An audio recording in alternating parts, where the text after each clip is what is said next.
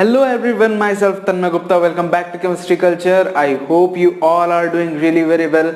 अच्छे से पढ़ रहे होगे आप लोग. लेकिन अब पढ़ाई से एक चीज़ याद आई कि मैंने लास्ट वीडियो में मैंने देखा कि व्यूज़ तो आ रहे हैं बट जो वॉच टाइम है ना या फिर जो एवरेज वॉच ड्यूरेशन है वो काफ़ी लो है. तो मतलब कुछ लोग आते हैं 5-10 मिनट की वीडियोस देखते हैं उसके बाद चले जाते हैं. तो भाई ऐसे आके बस 5-10 मिनट का देख के 1 घंटे की वीडियो में आपको कुछ भी नहीं समझ में आने वाला है. अगर आपको कोई प्रॉब्लम होती है, कुछ नहीं समझ में आता है या फिर कुछ आप लोग चाहते हो कि मैं कुछ इम्प्रूव करूं तो कमेंट बॉक्स इज देयर. मेरी इंस्टा आईडी का लिंक आपके पास है. आप मुझे पर्सनली भी मैसेज करके बता सकते हो कि ऐसा कर सकते हो या कुछ सजेशन देने हो तो वो भी आप लोग मुझे बता सकते हो. बट आप 10-15 मिनट का वीडियो देखोगे उसके बाद निकल जाओगे तो उससे कोई फायदा नहीं है. आपको कुछ भी नहीं समझ में आएगा. अब वो दिन बीत गया कि आपके पीछे कोई डंडा लेके पड़ेगा कि भाई पढ़ नहीं तो मार पड़ेगी. वो चीज़ नहीं होने वाली अब. तो आई होप आपको खुद से ही रिस्पॉन्सिबल होना पड़ेगा अपने फ्यूचर, अपने स्टडीज़ को लेके. ठीक है ना. कोई आपके पीछे नहीं पड़ेगा, कोई नहीं आने वाला. आप खुद इतने मैच्योर हो चुके हो कि आप लोग खुद से वीडियोस देखो और बहुत जल्द 1-2 सालों में काफ़ी कुछ ऑनलाइन ही ट्रांसफॉर्म होने वाला है. तो अब स्टूडेंट्स को खुद से अपनी रिस्पॉन्सिबिलिटीज़ को समझना पड़ेगा वरना फिर नहीं हो पाएगा कुछ, है ना. तो फिलहाल ये ज्ञान कभी और करेंगे. अभी केमिस्ट्री का ज्ञान देना ज़रूरी है. ठीक है. तो आज है हमारा लेक्चर नंबर 2 फॉर थर्मोडायनेमिक्स, जिसमें हम लोग पढ़ने वाले हैं कुछ थर्मोडायनेमिक इक्विलिब्रियम और कुछ थर्मोडायनेमिक प्रोसेसेस के बारे में. तो सबसे पहले देखते हैं कि हम लोग थर्मोडायनेमिक इक्विलिब्रियम क्या होता है. थर्मोडायनेमिक इक्विलिब्रियम, ठीक है ना. अच्छा, थर्मोडायनेमिक इक्विलिब्रियम से थर्मोडायनेमिक अगर हटा भी दो तो इक्विलिब्रियम से हम लोग क्या समझते हैं. What equilibrium is? मतलब इक्विलिब्रियम एक ऐसी स्टेट होती है किसी भी प्रोसेस की जिसमें दोनों, किसी भी प्रोसेस में एक स्टेज होगी.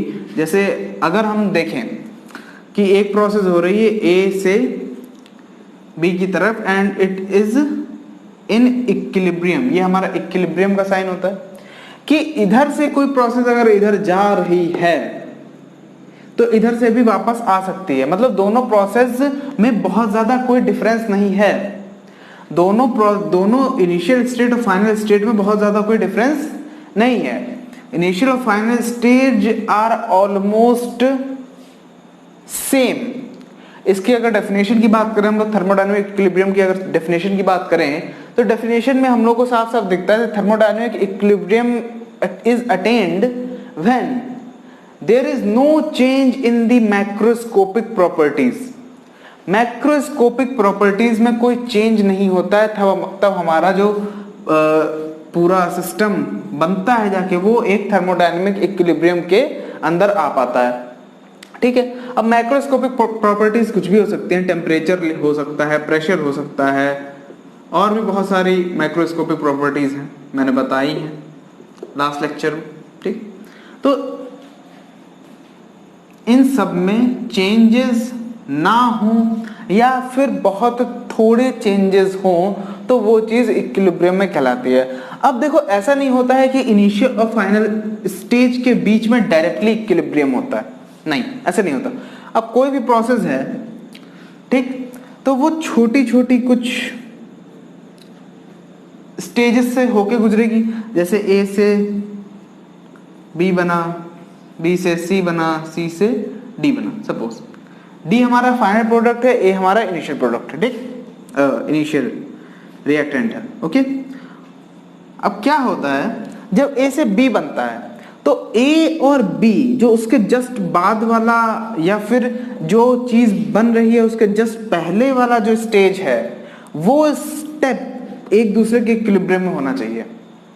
अब बी से सी बनेगा तो C और B एक दूसरे से इक्विलिब्रियम में होंगे. C से D बनेगा तो D और C एक दूसरे से इक्विलिब्रियम में होंगे, जिसकी वजह से हमारा D और A एक दूसरे से इक्विलिब्रियम में होता है. ठीक है. इतनी चीज क्लियर हुई. A डायरेक्टली D के साथ इक्विलिब्रियम में नहीं होगा. ठीक है ना, मोस्ट ऑफ द केसेस में, मैं ऐसा नहीं कह रहा सारे केसेस में, ऐसा भी हो सकता है ना, ऐसा भी हो सकता है, बट ये चीज देखने को मिलेगी। अच्छा, थर्मोडायनेमिक इक्विलिब्रियम हमारे 3 टाइप के होते हैं, 3 टाइप में, 3 कैटेगरीज में सब डिविजिबल हैं हमारे थर्मोडायनेमिक इक्विलिब्रियम, जिनको हम लोग देखते हैं, स्टडी करते हैं। ओके, तो पहली जो है वो है हमारा थर्मल इक्विलिब्रियम।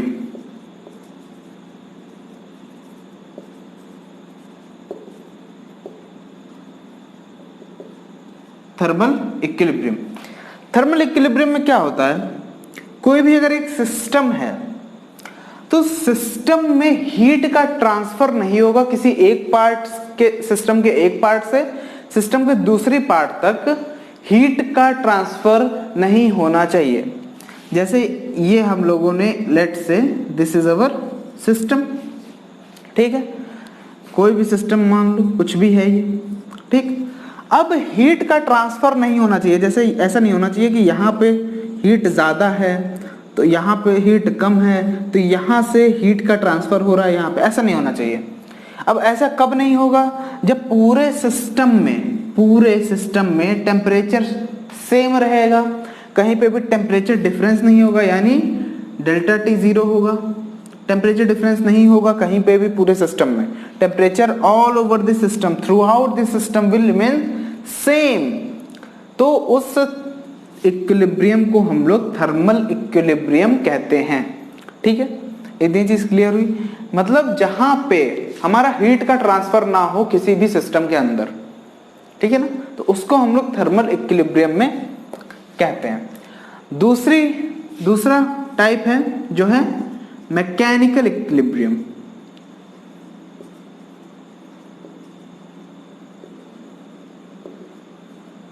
मैकेनिकल इक्विलिब्रियम से हम लोग क्या समझते हैं, मैकेनिकल वर्क, है ना, बेसिकली ये और ये हमारा एनर्जी का लॉस ना हो, एनर्जी एक्सचेंज ना हो, एनर्जी एक्सचेंज होगा तो इक्विलिब्रियम सेटअप नहीं हो पाएगा, समझ रहे हो। मतलब देखो, मैंने पहले बताया था लास्ट लेक्चर में, एनर्जी 2 तरीके से एक्सचेंज होती है, एक तो हीट की फॉर्म में विच इज टेम्परेचर, और दूसरा वर्क की फॉर्म में। यहां पे कोई भी मैकेनिकल वर्क नहीं होना चाहिए throughout the system, no work, कोई भी वर्क नहीं होना चाहिए थ्रू आउट द सिस्टम, कहीं पे भी, किसी भी पार्ट, सिस्टम के किसी भी पार्ट पे कोई भी वर्क नहीं हो रहा होना चाहिए, उसको हम लोग मैकेनिकल इक्विलिब्रियम में कहते हैं। ठीक है, लास्ट आता है हमारा केमिकल इक्विलिब्रियम।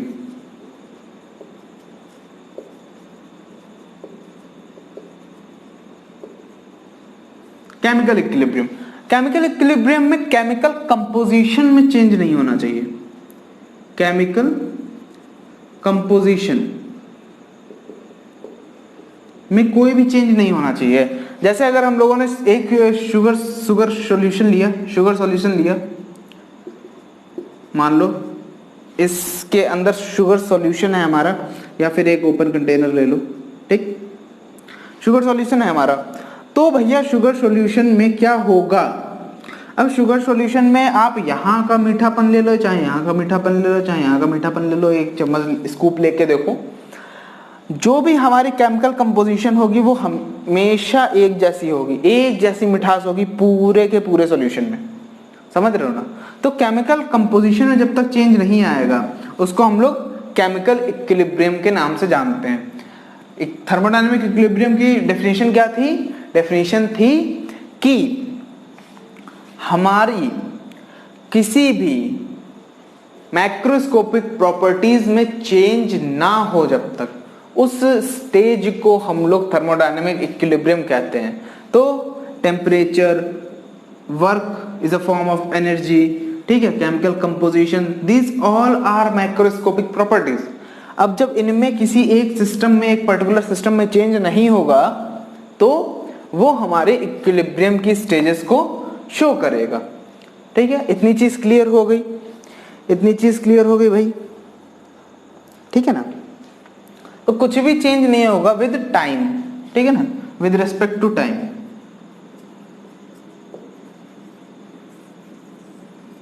टाइम के रेस्पेक्ट में कोई मतलब टेम्परेचर में या वर्क में या केमिकल कंपोजिशन में कोई भी चेंज नहीं होना चाहिए विद रिस्पेक्ट टू टाइम। उसको हम लोग थर्मल, मैकेनिकल और केमिकल इक्विलिब्रियम का नाम देते हैं, जो कि थर्मोडायनेमिक इक्विलिब्रियम के पार्ट है।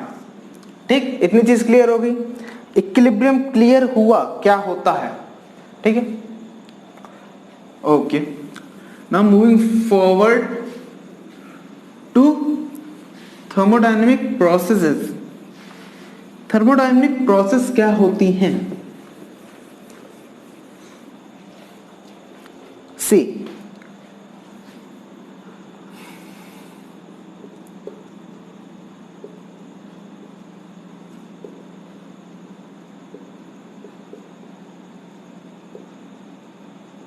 थर्मोडायनेमिक प्रोसेस क्या होती है?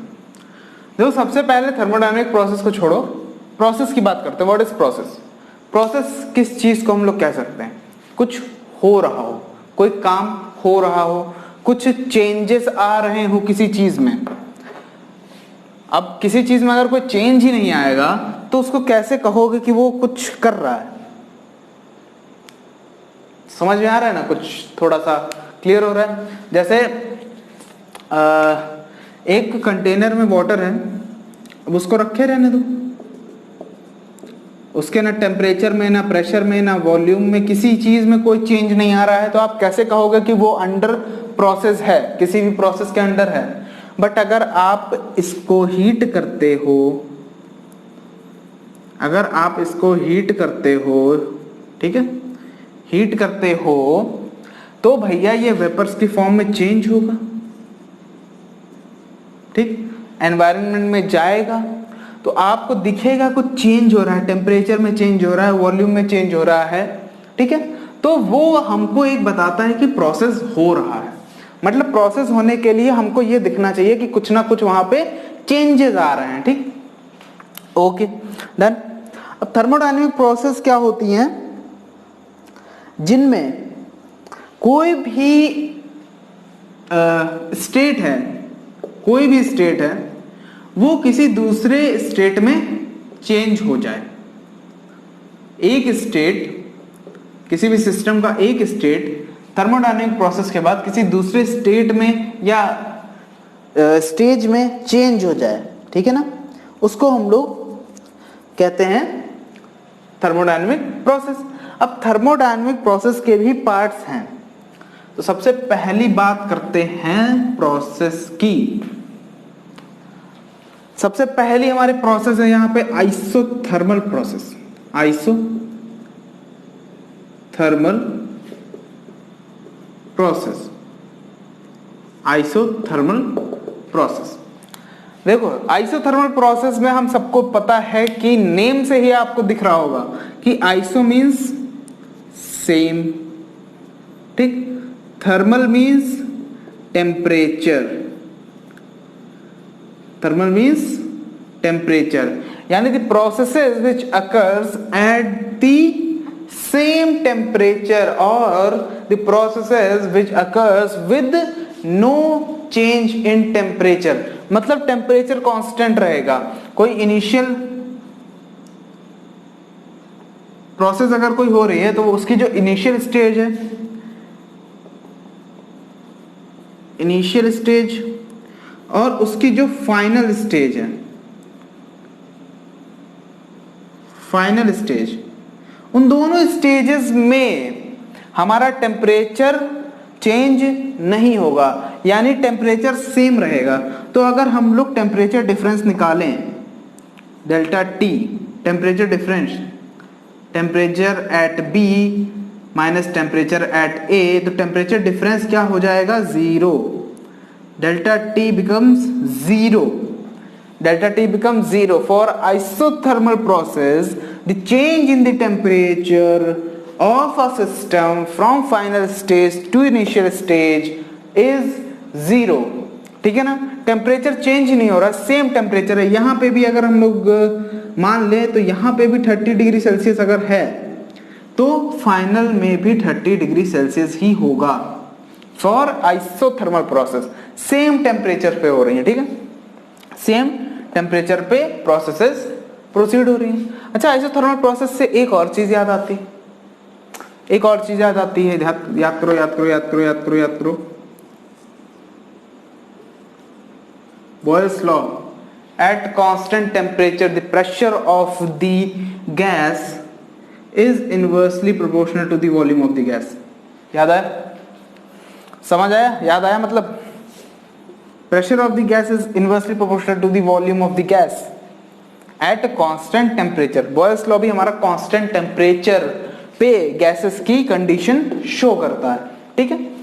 अब देखो यहाँ पे आइसोथर्मल प्रोसेस इस तरीके से होगी, ठीक। अब एक डालो नोट, नोट में एक इंपॉर्टेंट बात लिखो, नोट में एक इंपॉर्टेंट बात लिखो। देखो जब भी हम लोग थर्मोडायनेमिक्स की बात करेंगे तो बेसिकली अपने सिलेबस के हिसाब से, वैसे बात तो हम लोग गैसेस, सॉलिड, लिक्विड सबके लिए कर सकते हैं, बट मोस्टली केसेस में हम लोग गैसेस की बात करेंगे, ठीक है। तो यहाँ पे डालो नोट और एक बात लिख लो जो कि इंपॉर्टेंट है, लिखवा देनी चाहिए यहीं पे, ठीक है।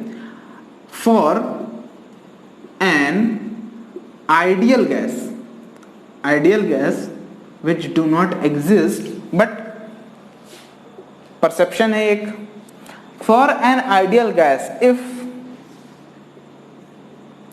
डेल्टा टी इज 0, यानी आइसोथर्मल प्रोसेस हो रही है for an ideal gas. For an ideal gas if there is isothermal process which implies change in temperature is 0, then change in internal energy is also 0। change in internal energy is also 0। change in internal energy भी 0 होगी, क्यों, explain करें क्यों। For an ideal gas अगर delta T 0 है तो delta E यानी change in internal energy भी 0 होगा, क्यों। और ये सिर्फ आइडियल गैस के केस में होगा, आइडियल गैस का एक स्पेशल केस है ये, नोट में इसको लिखो, फिर मैं समझाता हूं, ठीक है। अब देखो समझते कैसे हैं इस चीज को। हम सबको पता है कि आइडियल गैस की जो भी इंटरनल एनर्जी है, for ideal gas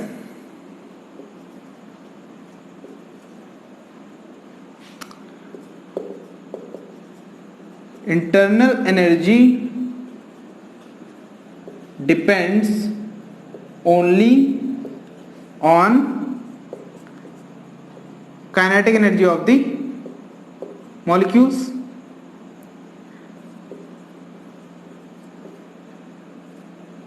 kinetic energy पे डिपेंड करती है भाई।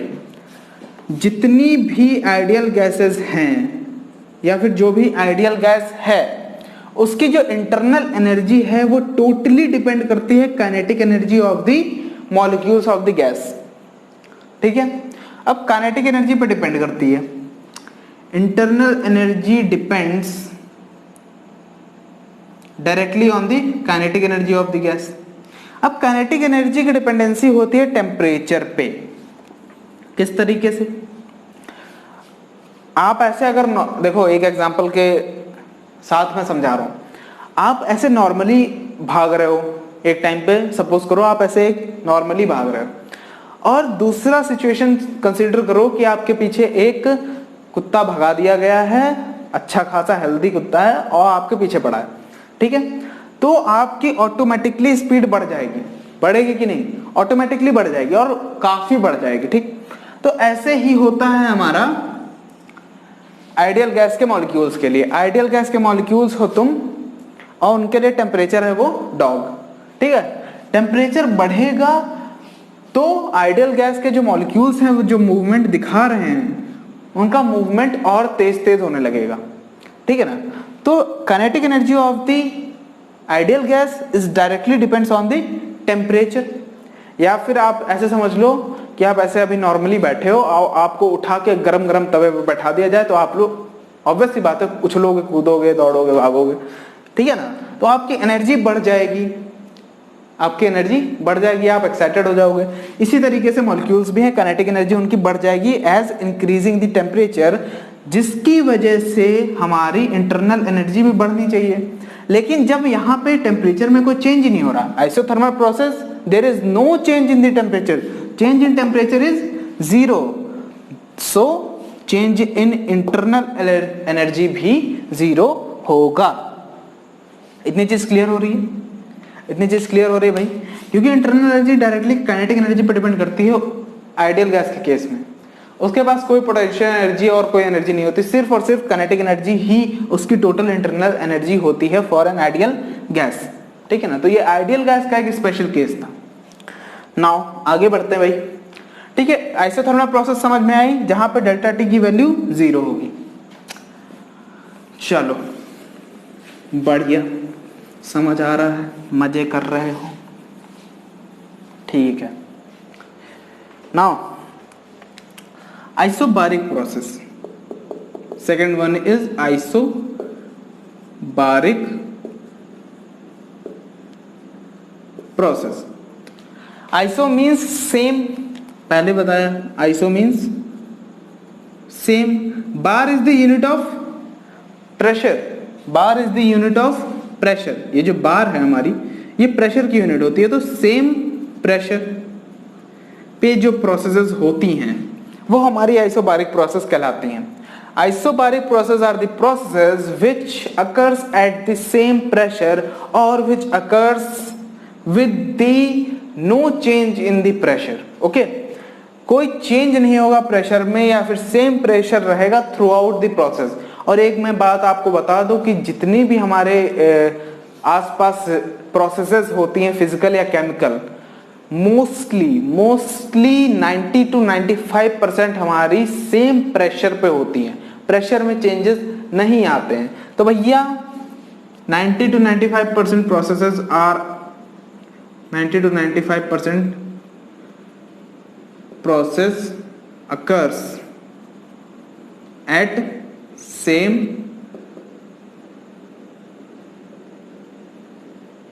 प्रेशर। ठीक है, तो यहां पे क्या होगा, डेल्टा पी हमारा जीरो होगा।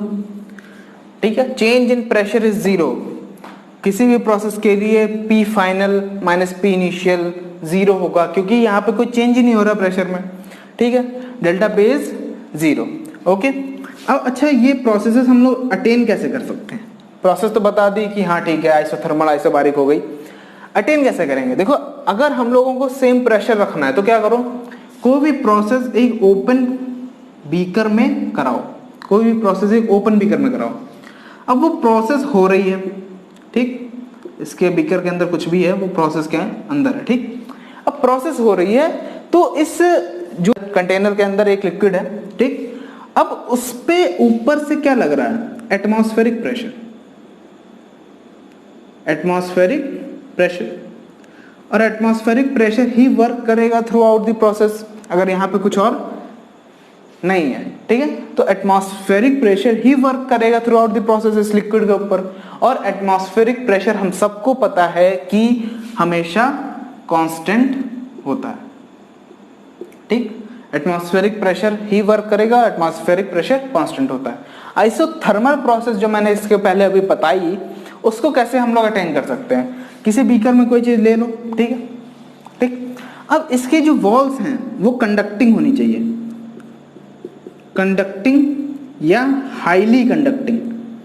ठीक, अब सपोज करो, लेट सपोज इसका टेम्परेचर है कुछ, मतलब ये इसका टेम्परेचर मान लो 30 डिग्री सेल्सियस है।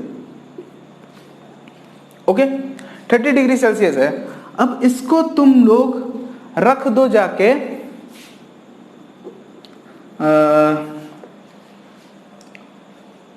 इसको रख दो जाके 45 डिग्री सेल्सियस में। 45 डिग्री सेल्सियस में इसको रखोगे जाके, तो क्या होगा कि इसकी जो वॉल्स हैं इसके थ्रू हीट एक्सचेंज होगा, हीट एक्सचेंज होगी। अगर यहाँ का टेम्परेचर गिर रहा होगा, ठीक, बाहर टेम्परेचर 45 डिग्री सेल्सियस मान लो, अंदर 30 डिग्री सेल्सियस मान लो, ठीक है। अगर अंदर का टेम्परेचर 30 से गिर के 20 डिग्री सेल्सियस पे हुआ, तो बाहर से जो हीट है, बाहर की जो हीट है वो, या फिर बाहर में 30 डिग्री ले लो, ठीक। अगर अंदर चेंज हुआ तो बाहर से टेम्परेचर अंदर की तरफ फ्लो करना स्टार्ट कर देगा, ठीक है ना।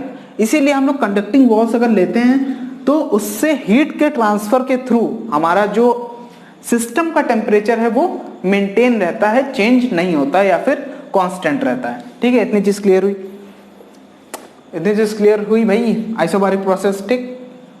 Now moving towards the next process, moving towards the next one,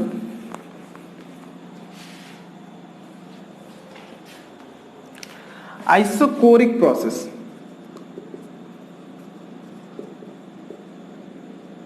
isochoric process, अच्छा आइसोकोरिक प्रोसेस क्या होती है? जो कि सेम वॉल्यूम पे हो, same volume occurs at same volume. अच्छा, जो लोग भी नोट्स की चिंता कर रहे हो तो नोट्स तो मैं at the end of the video और वीडियो के डिस्क्रिप्शन बॉक्स में पीडीएफ फॉर्म में भी प्रोवाइड करा दूंगा, तो उसकी चिंता मत करो, अभी समझो सिर्फ, ठीक है ना, समझना जरूरी है। अकर्स एट सेम वॉल्यूम यानी चेंज इन वॉल्यूम जीरो होगा, डेल्टा वी जीरो होगा। यह है हमारी आइसोकोरिक प्रोसेस। अगर ग्राफ बनाना चाहो आइसोकोरिक प्रोसेस में, ठीक है, पीवी ग्राफ है ये, ठीक, तो वॉल्यूम इस तरीके से होगी, ओके, ठीक है, इस तरीके से होगी, ठीक है, आइसो कोरिक, ठीक है। अब इसी में अगर आइसोबारिक बनाना चाहो तो, आइसोबारिक बनाना चाहो तो प्रेशर कांस्टेंट रहेगा, प्रेशर कांस्टेंट रहेगा, तो प्रोसेस कुछ इस तरीके की होगी, ठीक है ना, प्रेशर कांस्टेंट है, आइसोबारिक, ठीक। अब देखो अगर आइसोथर्मल का ग्राफ बनाना चाहो तो ये कुछ इस तरीके से होता है,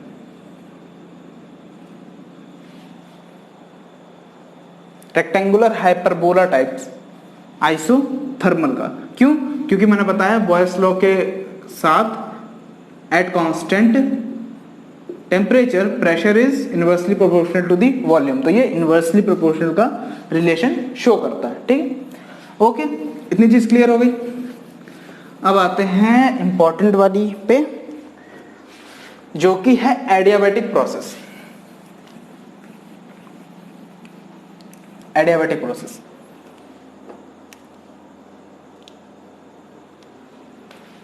fourth one,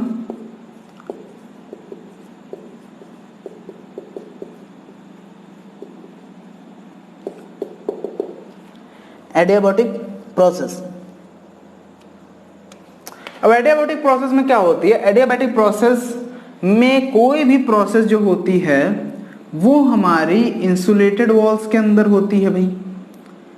adiabatic means insulated walls के अंदर कोई भी प्रोसेस कराई जा रही है। अब इंसुलेटिंग वॉल्स के अंदर कोई भी प्रोसेस कराई जा रही है तो भैया there is no change of heat, no exchange of heat occurs, यानी एडियाबैटिक प्रोसेस में हीट का चेंज नहीं होता है, ठीक है, हीट का चेंज नहीं होता, तो यानी change in heat is zero, delta Q is zero. समझ में आ रही बात? डेल्टा क्यू हमारा जीरो होता है, ठीक है ना, ना ही सिस्टम से सराउंडिंग में हीट ट्रांसफर होगा और ना ही सराउंडिंग से सिस्टम में। देयर आर इंसुलेटेड वॉल्स, ठीक है ना, जिसके अंदर प्रोसेस कराई जाएगी जिसमें हीट चेंज बिल्कुल भी नहीं होता है, यानी डेल्टा क्यू जीरो रहेगा, यानी टेम्परेचर किसी भी सिस्टम का चेंज नहीं होगा, temperature through out the system constant रहेगा, सेम रहेगा throughout the process, okay. इतनी चीज क्लियर हुई? इतनी चीज क्लियर हुई, ठीक है। हीट एक्सचेंज नहीं होगा एडियाबैटिक प्रोसेस के अंदर, ठीक। Now the fifth one is cyclic process. Fifth one is cyclic process. अच्छा, साइक्लिक प्रोसेस क्या होते हैं? साइक्लिक प्रोसेस वो प्रोसेसेस होती हैं जिनमें किसी भी सिस्टम, कोई भी सिस्टम नंबर ऑफ चेंजेस के अंदर जाता है, नंबर ऑफ चेंजेस में जाता है, मतलब उसमें बहुत सारे चेंजेस होते हैं, प्रेशर, वॉल्यूम, टेम्परेचर, सबके चेंजेस होते हैं, बट एट लास्ट वो अपनी इनिशियल स्टेज पे ही वापस आ जाएगा। Let's see an example. ये हमारा पीवी ग्राफ है, मान लिया पीवी ग्राफ है, ठीक। अब कोई प्रोसेस हो रही है, वो यहां से स्टार्ट हुई इनिशियली, ठीक, आगे बढ़ी, फिर से कुछ चेंज हुआ, फिर से कुछ चेंज हुआ, उसके बाद वो अपनी इनिशियल स्टेज पे वापस आ गई। जहां से स्टार्ट हुई वहीं पे वापस आ गई, जहां से स्टार्ट हुई वहीं पे वापस आ गई, इनिशियल स्टेज पे ही वापस आ गई। इधर से इधर गई, इधर से इधर गई, इधर से इधर गई, इधर से इधर गई, ठीक है, अपने इनिशियल स्टेज पे वापस आ गए। यानी उसके फाइनल और इनिशियल स्टेज दोनों एक ही हैं, एक ही है फाइनल और इनिशियल स्टेज। तो ऐसी प्रोसेसेस में चेंज इन स्टेट वेरिएबल्स और स्टेट फंक्शन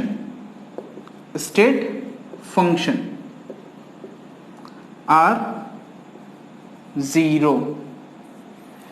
किसी भी साइक्लिक प्रोसेस में हमारे चेंज इन स्टेट फंक्शन जो होता है वो जीरो होता है। अब स्टेट फंक्शन मैंने लास्ट वीडियो में अच्छे से एक्सप्लेन किया हुआ है, क्या क्या स्टेट फंक्शन होते हैं, प्रेशर, वॉल्यूम, टेम्परेचर, है ना, इंटरनल एनर्जी,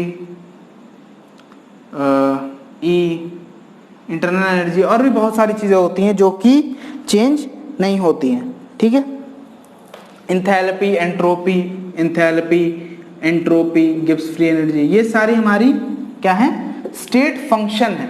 यानी इन सबके चेंज जीरो होंगे। Change in state function is are zero, यानी change in pressure zero, change in volume zero, change in temperature zero, ठीक है, change in enthalpy zero, change in entropy zero, change in internal energy zero, सब कुछ zero.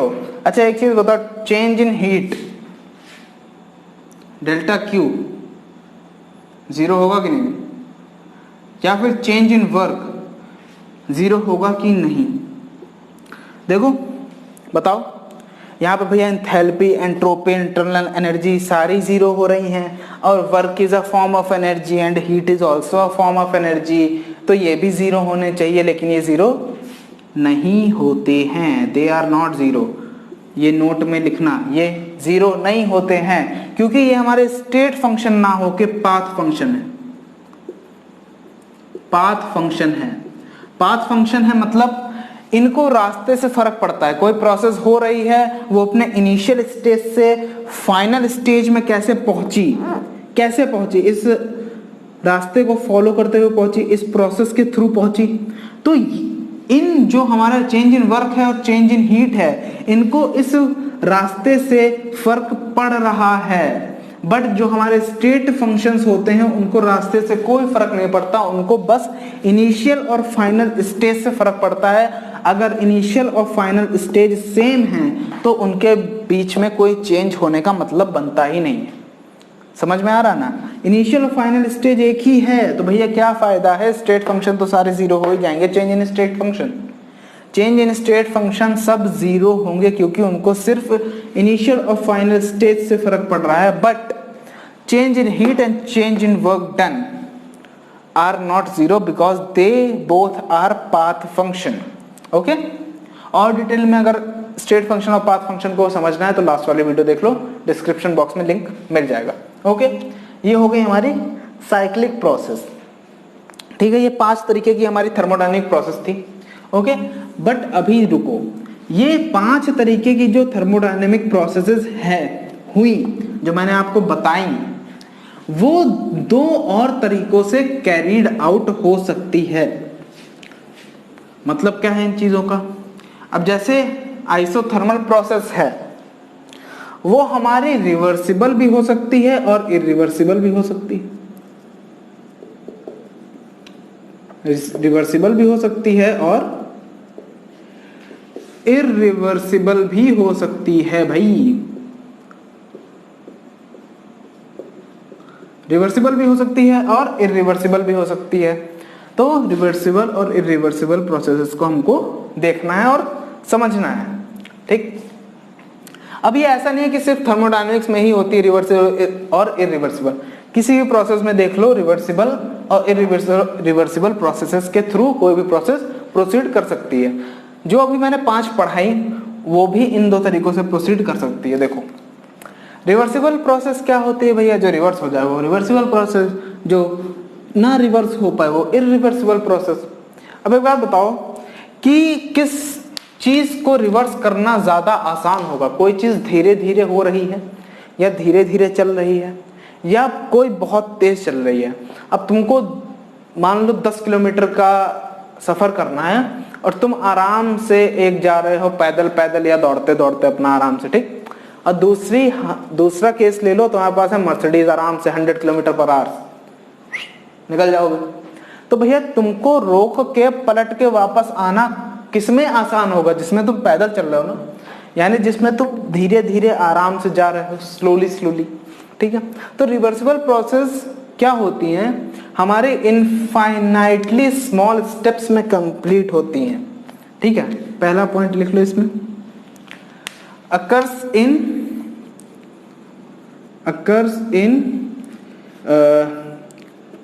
infinitely small steps,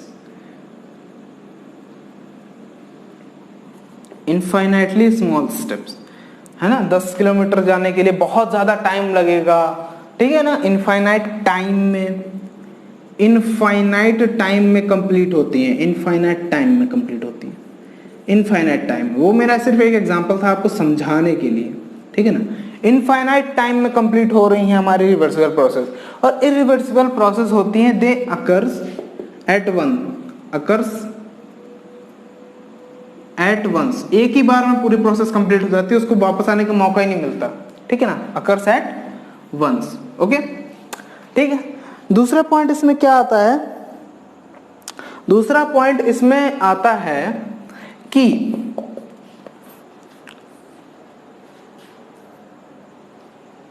infinite time तो लेती ही है ये, और ये एक साथ हो जाती है, ये फाइनाइट टाइम में अकर होती है, फाइनाइट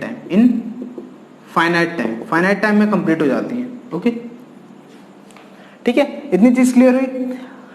अब देखो कि यहां पे जो होती है हमारी driving force,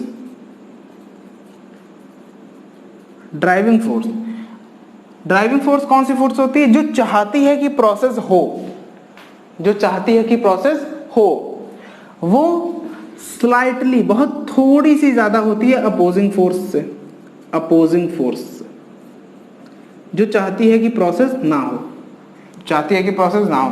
but in this case the driving force is much greater than opposing force,